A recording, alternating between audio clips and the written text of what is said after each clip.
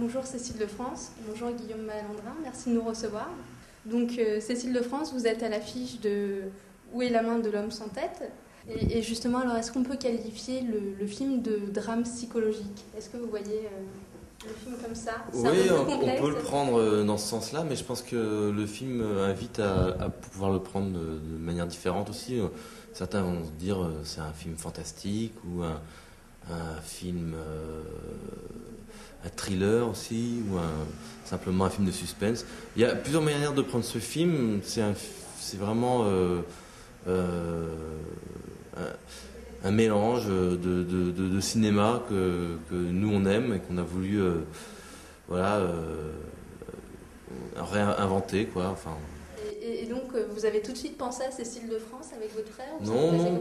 En fait, on a vraiment écrit l'histoire pour l'histoire. Et puis à un moment donné, on s'est dit, il va falloir quand même trouver des comédiens pour jouer ces films-là. Mais quand on a vu Cécile, on a vu Cécile dans l'Auberge espagnole, on s'est dit, tiens, mais elle serait parfaite. Et ça a été notre premier coup de cœur, et en fait, elle a répondu présent. Et comment elle est Cécile de France sur un tournage alors ? Elle a l'air très perfectionniste. Voilà, elle est travailleuse, perfectionniste, charmante. Charmante. Non, mais c'est bien passé. L'essentiel, c'est qu'on travaille tous dans la même direction. Et vous définiriez comment alors, justement, perfectionniste aussi ? Ouais, j'aime bien que les choses soient... Carré. Non, mais qu'au moins que je sois sous contrôle. C'est-à-dire que j'ai en face de moi quelqu'un qui sait très bien ce qu'il veut, parce que c'est pas à moi de le faire. Moi, je ne suis qu'un outil. Donc effectivement, il faut que les choses soient certaines, quoi. Ou on peut chercher aussi, bien sûr. Hein, c'est pas... Mais dans un but alors précis, pas dans le vide, parce que ça, c'est terrible pour un acteur de se diriger soi-même. C'est terrible. Enfin, il y en a qui y arrivent. Hein, moi, j'y arrive pas. Et donc voilà, mais c'était un tournage qui n'était pas facile parce que c'était dans le froid, on n'avait pas beaucoup d'argent, donc c'était moins confortable que d'autres que j'ai pu faire.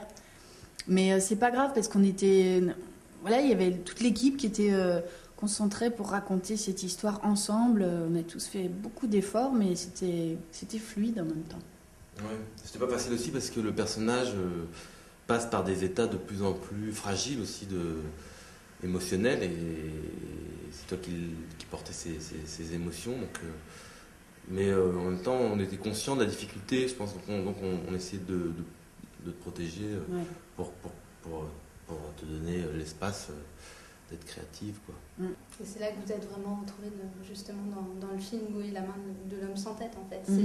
C'est un film qui n'a pas des prétentions démesurées, qui va au plus profond de soi, c'est ça aussi qui vous a... Oui, c'est ça, oui. Avec elle, on va au fond, elle voyage au fond d'elle-même pour pouvoir, comme ce symbole de la piscine et de l'eau, qui est le symbole de la maternité aussi, et elle va tout au fond pour pouvoir ressurgir à la surface. On est proche d'un rôle théâtral aussi, non ? Oui, c'est un rôle assez dramatique. J'en ai pas fait tellement, en fait, des rôles aussi sombres. C'est aussi le portrait d'un esprit persécuté, comme dans Rosemary's Baby, où elle est persuadée que son voisinage la persécute et qu'on veut lui prendre son bébé. Et c'est intéressant à interpréter. C'est passionnant. Et oui, j'ai plein de choses à jouer. Et puis c'est toujours intéressant de savoir que finalement, on emmène le spectateur, je l'emmène avec moi. Dans la forme de narration qui est choisie, le spectateur a peur avec moi et vit tout ça avec moi. C'est assez passionnant de se dire ça. Merci beaucoup à tous les deux. Merci. À vous.